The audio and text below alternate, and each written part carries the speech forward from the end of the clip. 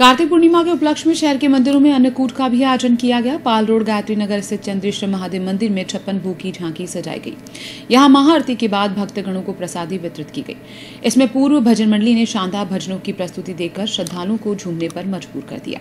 कार्तिक पूर्णिमा के अवसर पर मंदिर को आकर्षक रोशनी और फूल मंडली से सजाया गया।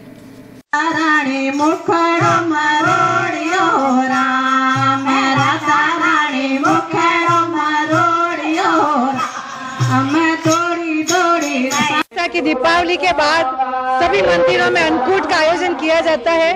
उसी कड़ी में महादेव गायत्री नगर में 56 भोग अन्नकूट चंद्रेश्वर महादेव में आयोजित किया गया। भक्तों ने बहुत ही सरस भजन सुनाए। 56 भोग का भोग लगेगा और उसके बाद आरती होगी और प्रसाद वितरण होगा।